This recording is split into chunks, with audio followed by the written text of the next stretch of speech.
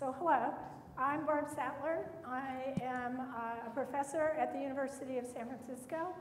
I have also had the pleasure of being on the faculty at the University of Maryland Medical School, the University of Maryland Nursing School, Johns Hopkins School of Public Health, and I have been in public health now for a long time, but I'm also a registered nurse. So how many of you are interested in public health? Okay, fabulous. So what I'm going to try and get you excited about, and you can be the judge as to whether I was successful or not, is about environmental health. So environmental health is a study that includes, but is not limited to, looking at what we eat, what we drink, the air we breathe, where we live, and a variety of other things that I'm going to talk about. It's a really, really big area. So I would suggest that you put your seatbelts on because we're going to be going through this very big area in a very small amount of time. And so I'd like to start out by saying that, you know, there are a variety of determinants of health, and probably over the course of the day, oh, am I going to make the camera people crazy if I move around? We're good, thank you. So there are a variety of things that are going to predict whether we're healthy or not. And the biggest one, actually, in many ways, is the social environment. Were we born into poverty? Because if we were born into poverty, that's going to be the biggest predictor of what our health status is going to be. But there are a lot of other determinants of health that are really important, and there's an interplay between them. And so I'm going to just be mostly focused on that circle right there. But in public health, we're interested in the whole kebab. We're interested in all of them. So sometimes things happen, and we go, ooh, gosh, why did that happen? And did it happen a bunch of times? And if it did, what's going on there? What's going on in the water? What were these frogs eating? What were the mother frogs exposed to when they were pregnant, essentially? And so we've discovered, for instance, in the Anacostia, which is a river on the East Coast, that we've got fish there that are hermaphroditic. They've got both female and male organs. They didn't used to. And so what we're looking at is a variety of endocrine disrupting chemicals that have the potential to create that effect in the fish there and in the frog here. We also know that sometimes things go awry in kids. And so years ago, when women took thalidomide, which was a pharmaceutical that they intentionally took, that we saw a whole range of birth defects. Kids being born with no ears, or legs but no bones, with sort of flipper arms. And depending on when that mom took the thalidomide in pregnancy, predicted the outcome. So what we began to understand then was that there are all these very, very exquisite orchestrations that happen when we're in utero that take us from this many cells to practically, you know, who we are today. And that if those processes get turned on or turned off or blocked, we can see a variety of usually bad things. And so this is a national, whoops, let me show you the next one. This is a National Geographic slide that was taken of kids in an Eastern European city where they had a particular industrial process that wound up with an emission of some pretty toxic chemicals. But what's interesting is that it didn't affect these children in other ways. So cognitively, they were intact and fine, but their left arm bud did not develop. So this was a very specific switch that got turned off. At the time when the switch should have been grow a left arm bud, the switch was turned off. And so there's been, in the last 10, 15, 20 years, there's been a lot of embryonic kind of epidemiology and toxicology where we've been really trying to understand at what point during embryonic and fetal development, when the mother has been exposed to something, will we see a change? And this is a whole area of environmental health sciences that's emerging and interesting. So there are a lot of ways that we sort of divide up the environment. It is really big. And so one of the things that we could just do is say, okay, we're going to look at the exposures in our homes, in our schools, in our workplaces, a lot of exposures in various occupations, right? Or in our communities at large. So we'd be looking at air emissions and effluent into the water and the transportation patterns and so forth. Or we could look at it in terms of vulnerability of the population, because in public health, we look at populations. We don't take care of individual patients. We're not clinicians in that way. We care about individual patients, but when we work at a whole population basis. So what we might be looking at is, maybe we're looking at women of reproductive ages in a community. That's the population. Maybe we'll be looking at children with asthma. Maybe we'll be looking at this geographic community here. So we slice and dice communities in different ways to get to a population that we want to look at health risks that may be associated. The Environmental Protection Agency, they make their regulations according to media. And so there are a variety of media: air, water, food, soil, and our products. All can be a medium by which we might have a negative exposure. We also know that, that environmental health takes a lot of disciplines. It's a party. There are a lot of different folks coming at it from a variety of ways. So a key scientific discipline that is important is toxicology. That's the study of poisons. Another key one is epidemiology. That's the study that connects exposures to an association to a health outcome. In environmental health, we don't have a huge amount of epidemiological studies because it's really hard to study one single exposure and control for, if I wanted to look at an air exposure, but then I'd have to control for what you all eat and what you all drink and your genetic makeup, and so it gets dirty pretty quickly.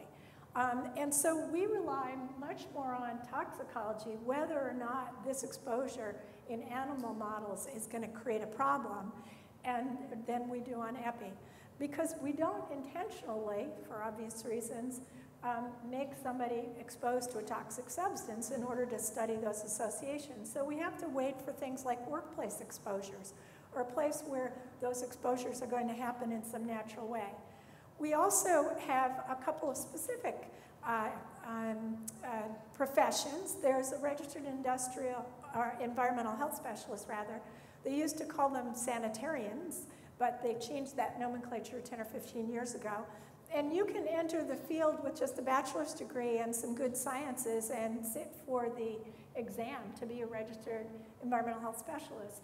And that will line you up to work at a local health department, doing water, food inspections, healthy home inspections, et cetera. Industrial hygiene I'm going to talk about a little bit later.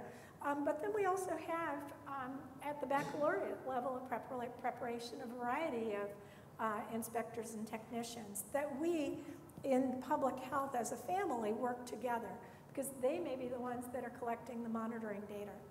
So I'm going to just pull out a few different parts of environmental health, some of which I hope will be juicy enough to keep you awake this late in the day. But in terms of air quality, what goes into us, as we look at this from a public health perspective, we're looking at it. First, we need to know what's in the air. We need to be doing air monitoring. We might have an atmospheric chemist that's working on that and collecting samples. We then want to understand, well, how is this related to a diagnosis? So maybe we'll be using geographic information systems to connect by data points these exposures with these diseases to see what lines up. But in public health, mostly we want that information because we want to know, how do we then manage those exposures, manage those risks, so we don't have the exposures and don't have the health problems. Another big area in environmental health for public health people is having at least one toe and maybe a whole foot or leg in the policy arena. Even though we may be in a scientific part of the discipline, our voices in the policy making are really important. So that was outdoor. Now when we think about indoor, we think about all kinds of things that may create health risks for people indoors. So looking at pollen that we've dragged into the house, microbial matter that may be there. You know, if you just went outside and came inside and your feet are muddy and you've dragged in some, you know, the grass that was there, and then, oh yeah, your little sister just got sick over there on the rug, oh dear, and that got kind of cleaned up, and then, well, your little brother was eating, you know, little goldfish and sort of smashed those into the rug. Now this rug has suddenly become a petri dish, right? Well, all kinds of neat stuff that may potentially grow out of it. So we have healthy homes and we have some not so healthy homes. We have homes that have got roach and rodent problems. And so looking at healthy homes from a variety of perspectives is one of the things we do in public health. We also know that about 50 million homes in the United States have some lead-based paint in them. If that lead-based paint is intact and covered, it's not a problem. But if there's chipping and peeling paint, if when we open and close windows, it creates dust in the room, the children in that room are going to wind up with exposures.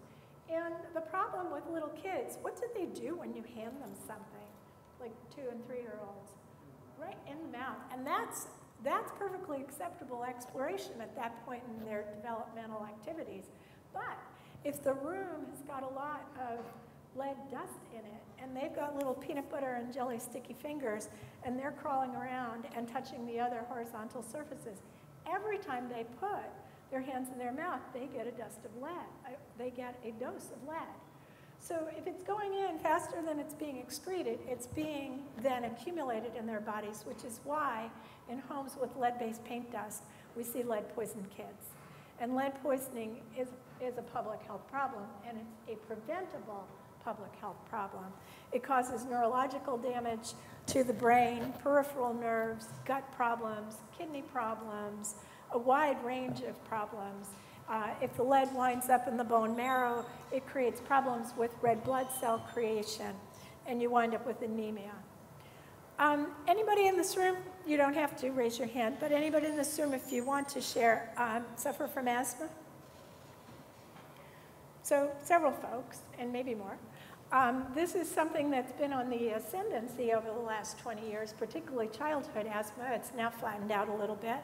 But this is something that we've been working on and really trying to understand. What is it? Asthma is primarily a disease that is created by the immune system but gets played out in the lungs. We have a lot of immunotoxic chemicals in our environment. I'll talk about some of the places that that's possible from. So how many of you could tell me what's the #1 cause of lung cancer in the United States?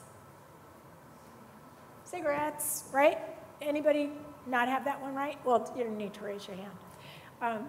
So cigarettes, right? You've all heard it somewhere, right? It's either cigarettes, environmental tobacco smoke, the chewing tobacco, which creates not a risk so much for lung cancer as it does for mouth, lip cancer, and throat cancer.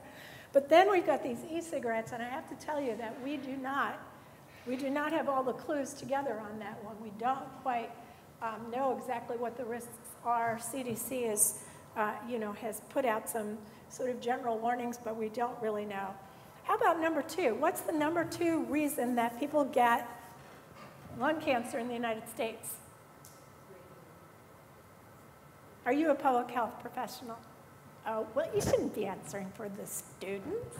How many of you would have guessed radon? So radon is the second leading cause of lung cancer in the United States. Radon is a naturally occurring radioactive gas that is found in the ground. And what happens is that, or in our groundwater. And what happens is that it can then seep into the basement or to the first floors of our homes.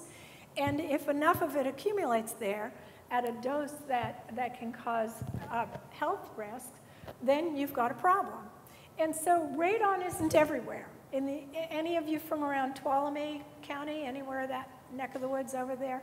That's particularly in California, that's an area where that's got high radon. But what we know about radon is that it causes an excess of 21,000 deaths a year. 21,000 deaths from radon which is a preventable exposure. So that's a public health challenge for you. So when we look at cancer deaths, 28% of all cancer deaths for men are lung and bronchial, and 26% for women. Lung cancer is a particularly bad cancer. You'd much rather get skin cancer if you got to do cancer. But lung cancer, not such a good one. So you can go to the EPA and you can find the radon map of the whole United States. But more specifically, you can go to any state that you're from. Anybody from outside of California here?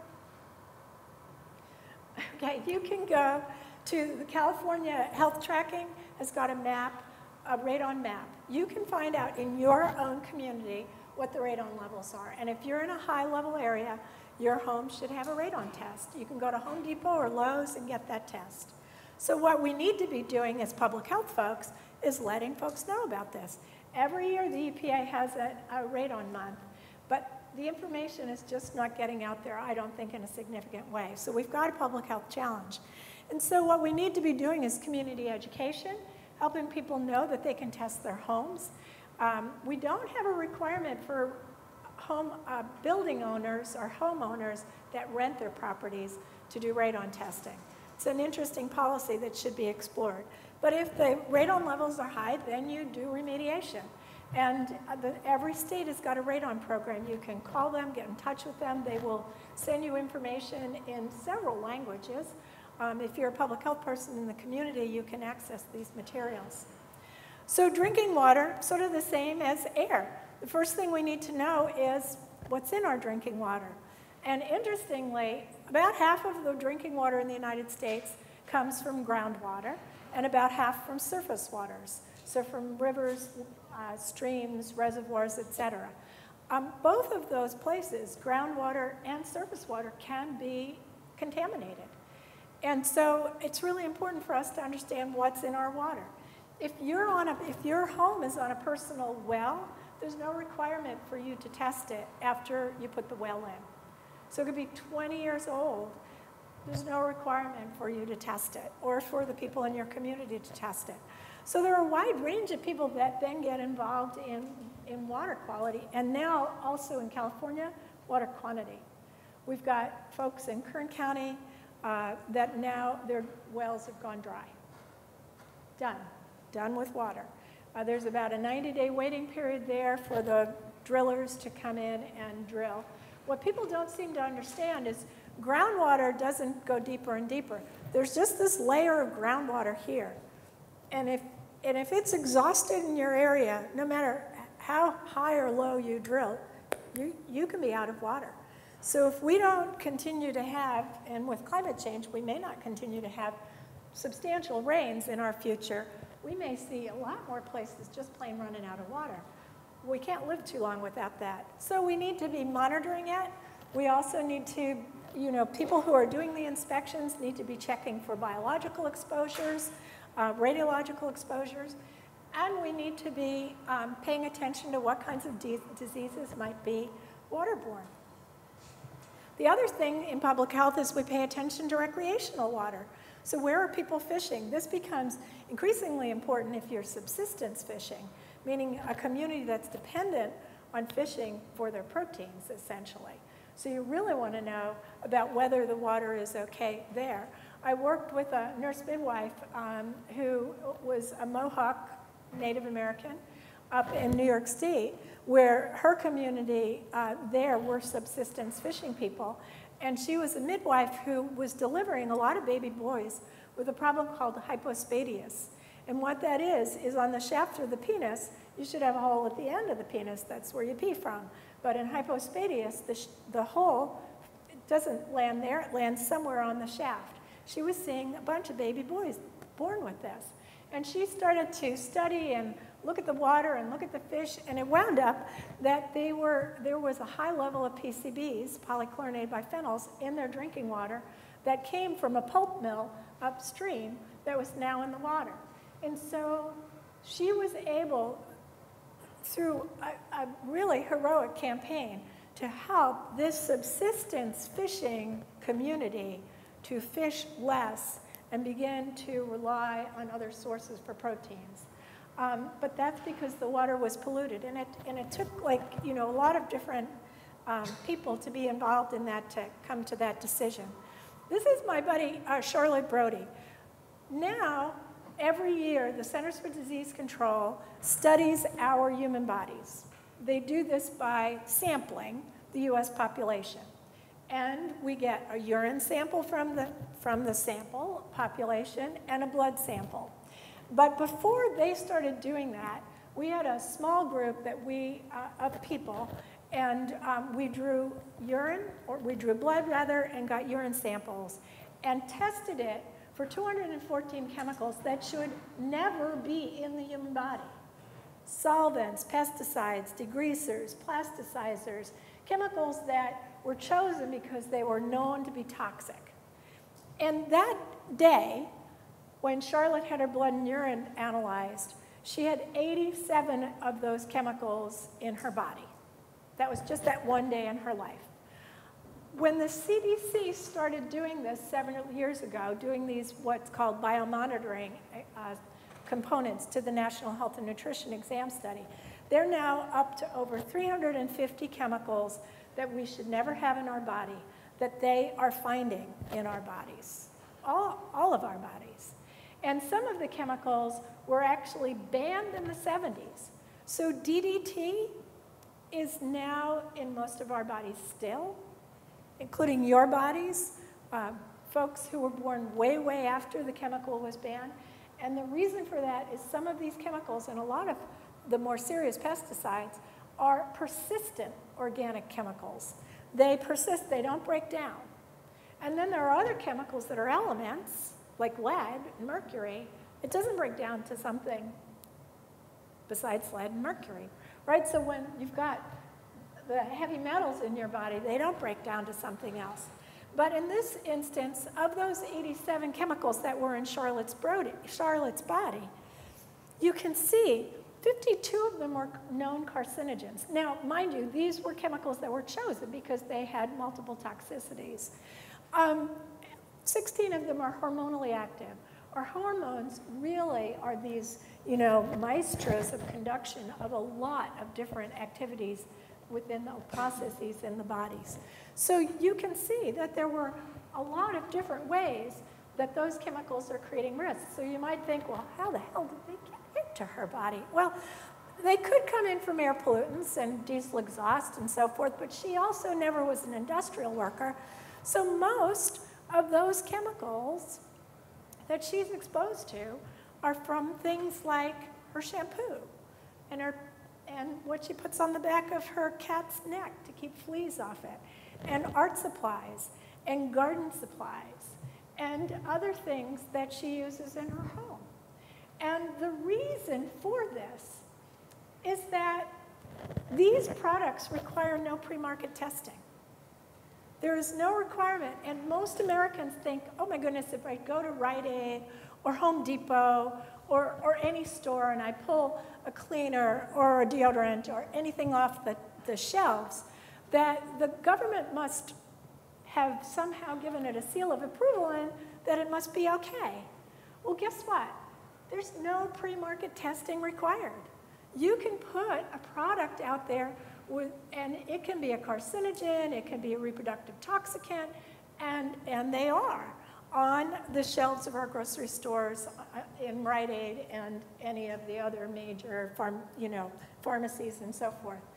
And so we have the fact that Charlotte's body and all of our bodies have got these chemicals is really a sign of failed chemical policy in this country. And so if you ever want to just specifically have some fun trying to find out what kinds of chemicals and health risks you have, Google Skin Deep database and see, and this is for the guys in the room as well as the women. You can look up your shampoo, your deodorant, whatever other kinds of things you slather on your body and your face. Put in the precise brand name. It will tell you whether there are known or suspected carcinogens in the ingredient, reproductive toxicants, neurotoxicants, and it's a real easy database to use, really user-friendly. But I think even more disturbing than, I mean, how could it be more disturbing than what's in all of our bodies, was the study result that Environmental Working Group worked with the American Red Cross. They collected umbilical cord blood. That is the blood that was circulating at the moment of birth. And what they discovered was the same range of chemicals that are in our adult bodies are being found in umbilical cord blood. So we're producing pre-polluted babies. They have plasticizers, pesticides, sometimes heavy metals. All of these have been circulating while they were fetuses, essentially, and now they're born into this. So this is everybody's first environment. This is it. This is where we all started. And so if we can think in public health, and if you're going into medicine or nursing or other things, if we can think about the protection of this environment as our primary goal in the work that we do, then we'll protect the birds and the bunnies and everybody else if we can make sure that this environment is free of toxic chemicals. So let me talk specifically about pesticides right now. We have a lot of pesticides in our environment. If we do not eat organic foods, we like produce, we likely wind up taking the pesticides in on the residue of those fruits and vegetables that are not organic. We may live in agricultural areas where there's overspray. We may live in urban areas where there are problems with roaches and rodents and people are spraying for that. Or we might use just antimicrobial hand soap, which is a registered pesticide with the EPA. And what is common to all these chemicals is they go under the umbrella of pesticide, but they could be an insecticide, an herbicide, a pediculicide, that's for killing lice. It could be any number of these side chemicals. Think of other words with the suffix side, suicide, homicide, genocide, right? These are side words. These are bad things. These are chemicals that were formulated to either kill something or stop its reproduction. I mean, those are the two main modes that these pesticides work. They're chemicals formulated to do harm to a living thing. So we use them pretty willy-nilly in this country. We just do. And we've got to be thinking a lot more about what that really means. I'm going to just tell you about one study that was done by Elizabeth Gillette. She is a medical anthropologist who went down to Mexico. Two populations there. One was a valley, highly agricultural. The other was up in the foothills, not agricultural. These were native Mexican folks. And she did, when she saw the kids there, they were articulate, they were laughing, their hair was shiny, they didn't have pox on their faces. You know, they looked pretty healthy. She then did a battery of tests with them. And one of the things that she did, she just played ball with them, just catch. And so the kids who lived up in the foothills, which weren't agricultural and didn't use pesticides, those kids age-appropriately caught the ball. The kids who were down in the highly agricultural area, lots of herbicides, insecticides, et cetera, being used there. Some of them were not age-appropriately able to catch the ball. She then put a board down on the ground. She asked the kids to go to the end and turn around. So the kids who were up in the foothills were able to do that. The kids who were down in the valley, many of them got to the end and could not call upon the coordination to turn around. She then asked them to draw pictures of people. And these are the pictures, sample of the pictures that were from the kids that were up in the foothills. And these are the pictures of humans that the kids that were down in the valley drew. So the reason that I show this article, which was in Environmental Health Perspectives, which is the peer-reviewed journal of the NIH that is specifically around environmental health science.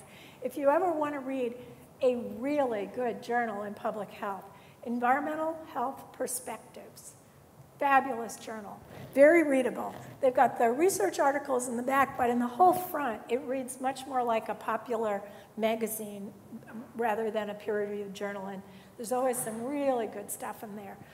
One of the, for the women in the room, I think 3 issues ago, comes out monthly, they had a whole thing on the toxic chemicals in Tampax. So might want to go there. I'll leave you hanging with that one. So the environmental health perspectives, when this showed up, it created a sort of a furor, like what is going on? We know that 17% of the children in this country have learning disabilities or behavioral problems, or both. This is executive functioning. Some of the things that we're seeing, we were seeing here with these kids had to do with executive functioning. We also know, and I don't know whether you've been tracking the statistics, but the CDC statistics right now are that 1 in 50 boys born from here on out will have an autism spectrum disorder diagnosis. 1 in 69 children, but 1 in 50 boys, because boys are more apt to have that diagnosis.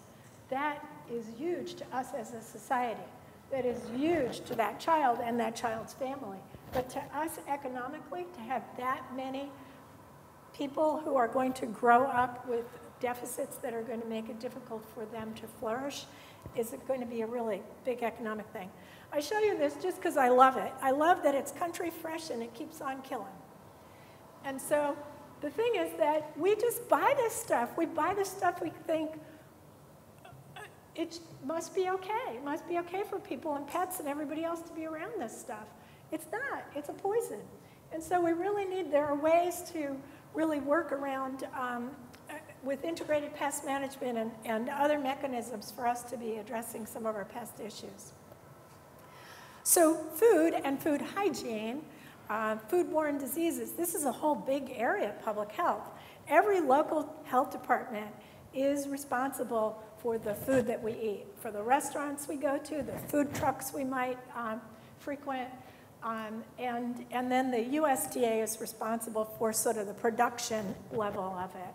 But we're doing our food production so concentrated right now that the capacity for us to see foodborne illnesses has increased. So are you doing that because I'm supposed to stop? Oh, because your arm hurts, sorry.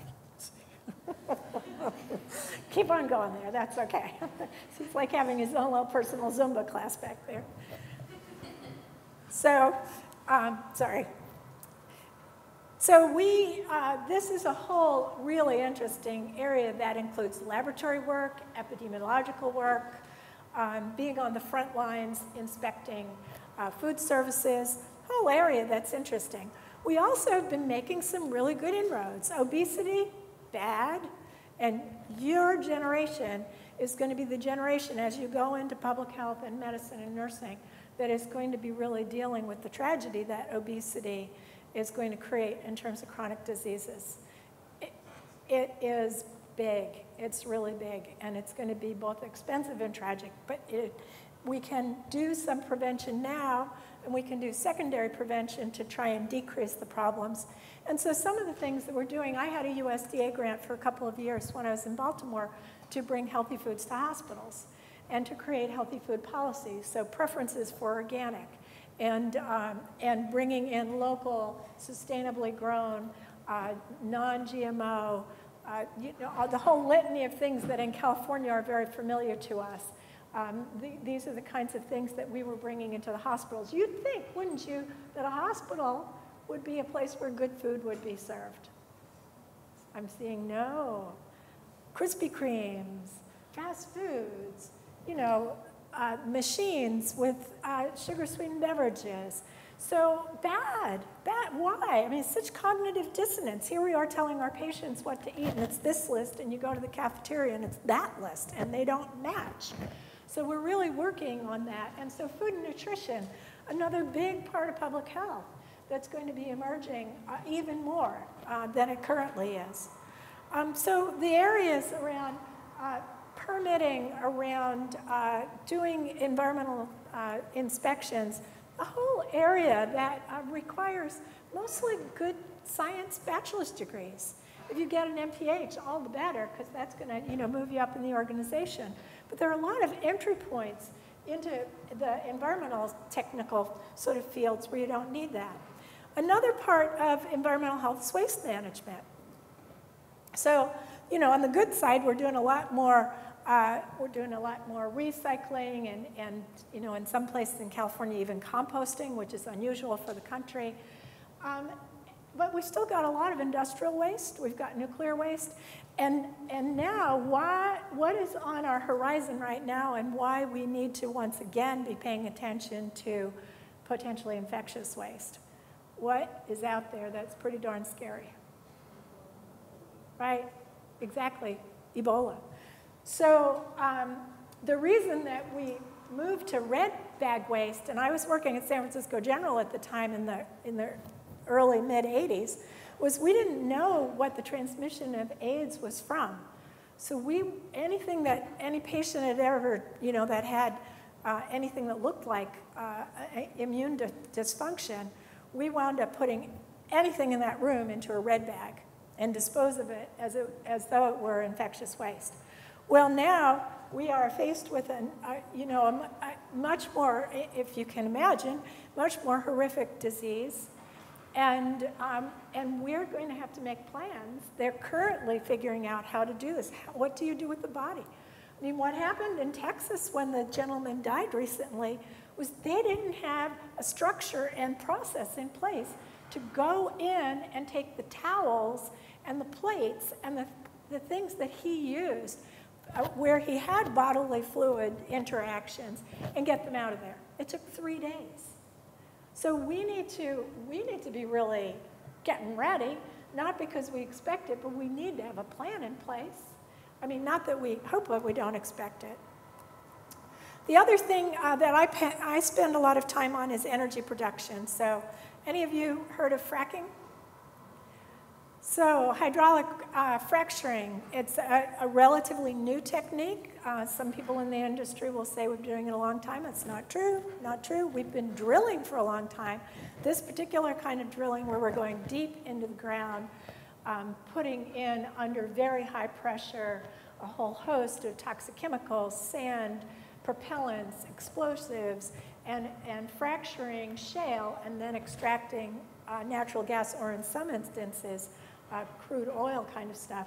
That is a new technique, and that is called fracking. This area, by the way, before, and is a state park in Pennsylvania that the governor thought, well, why the heck not frack our state parks? So in the state of Pennsylvania, they are fracking in the state parks and the state forests. This otherwise would be completely forest covered. Anybody have a problem with that?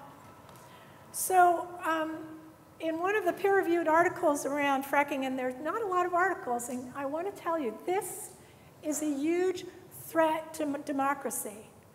The oil and gas industry has absolved itself from many of the right-to-know laws, and they have, through Congress, because the oil and gas industry spends a lot of money on campaigns, has a chokehold on the Office of Research and Development at the EPA, which now is not allowed to do fracking research. NIH not doing fracking research. In Pennsylvania, the governor put a gag order on the public health people in their state health department saying you can't talk about fracking.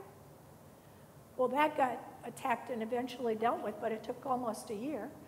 There is so much pressure by the industry to keep us in the dark about what the real problems are. This is one of the few peer-reviewed articles.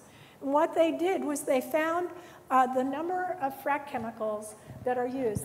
They use 40,000 gallons of frac chemicals, plus another thousands and thousands of gallons of water. But 40,000 gallons of frac chemicals go down to every single time they frac. And so when Theo Colborn, who was the researcher, when she did toxicological reviews of these chemicals, these are the health effects that she found associated with these chemicals. These are bad actor chemicals. And our governor here in California is talking about fracking and natural gas being the bridge energy source. Well, it's the bridge to nowhere, because if we don't have a plan for where the bridge is taking us, then it's just a bridge to this. And that is a public health problem. And we need to have, on this one, we need to have more than just our toe in the policy arena. Another thing that, another peer-reviewed article, APGAR scores. Anybody know what an APGAR score is? So when you were born, the moment you were born, you were given a grade 1 to 10. That was called an APGAR score. It was based on your appearance. Were you pink or blue? You want to have a pink baby. It was based on your heart rate being appropriate for a newborn. Whether when I pinched you, you grimaced a little, so it showed that you had neurological function that way. Whether you were a floppy baby, we don't like floppy babies. We want a baby that's like coming out fighting, and active, and whether your respirations were appropriate. So at the point of birth, the moment of birth, you get an APGAR score 1 to 10. 10 minutes later, you get another one. So maybe there was a little mucus in your nose, and you couldn't really breathe very well, so you were a little blue, but they suctioned that out, and then you went and started wailing, and now you're pink as pie. So, that changed. So you can start out with a lower APGAR score, but get very quickly be up to 10. But what they're discovering is babies born within 1.5 miles of a frack site have statistically significantly lower APGAR scores than babies born outside. Anybody have a problem with that? And on the buses, what I have a problem with are buses that say, fueled by the clean energy source, natural gas. It is so not true. It is not, when you do a life cycle analysis of natural gas, it is no longer clean. It burns cleaner. So that part's true. But there are just so many different things that are wrong with it. You wind up with high ozone levels, ground level ozone, that's the bad ozone. So you also wind up with air pollution from the millions of trucks that wind up in a community. And this is just a picture of the before and after. So we have a lot of pasture land, a lot of grazing land that is now being fracked. It once looked like that. It now looks like this. Any of you who travel cross country, any of you now, pay attention over Colorado, North Dakota, Ohio, Pennsylvania, Oklahoma, Texas, Louisiana, and you will see this from the air.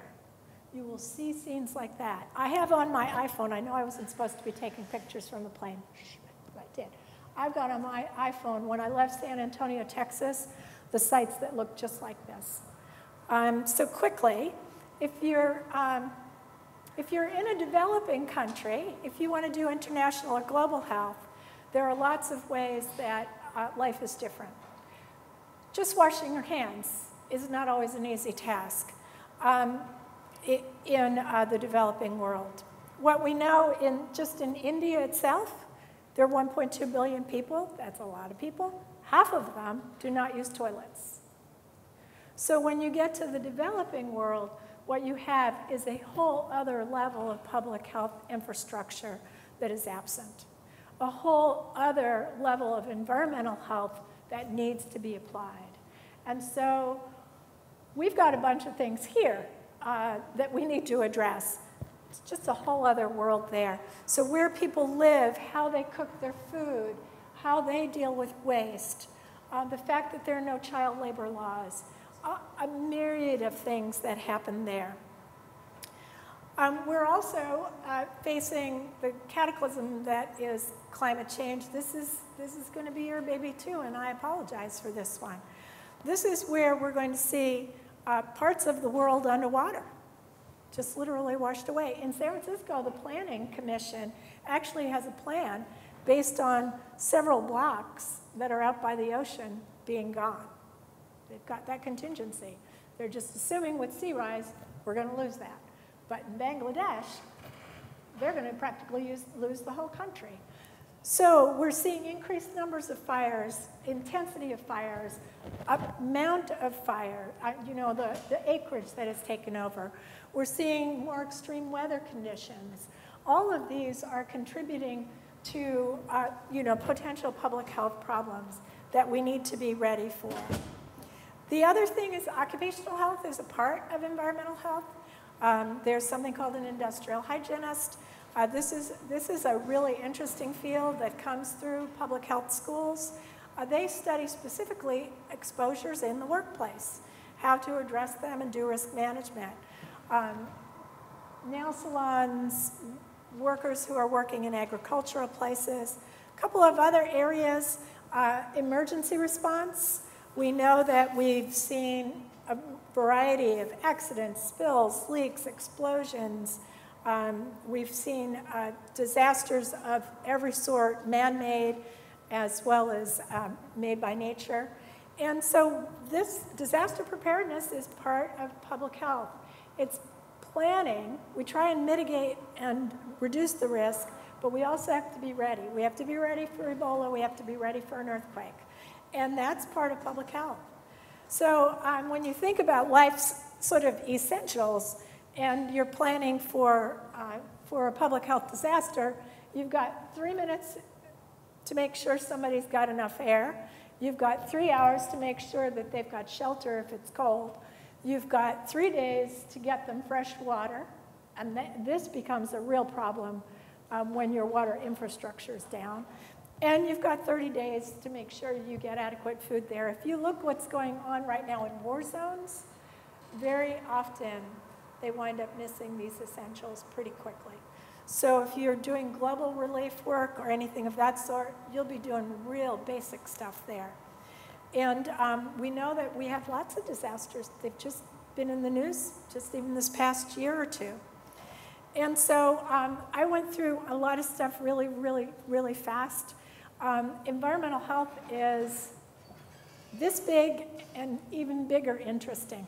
It really is, and there are lots of different ways you can enter it, lots of different ways that you can travel through it. And so if any of you have any questions about how educationally, what the pathway might be for anything that I've talked about, I'll stay here for a few minutes or outside there. I'm happy to chat with you. If you want to email me, my email address is B for Barbara Sattler, Sattler, at USF, for University of San Francisco, ca.edu. And so thank you so much for being here. I so appreciate it. Thank you.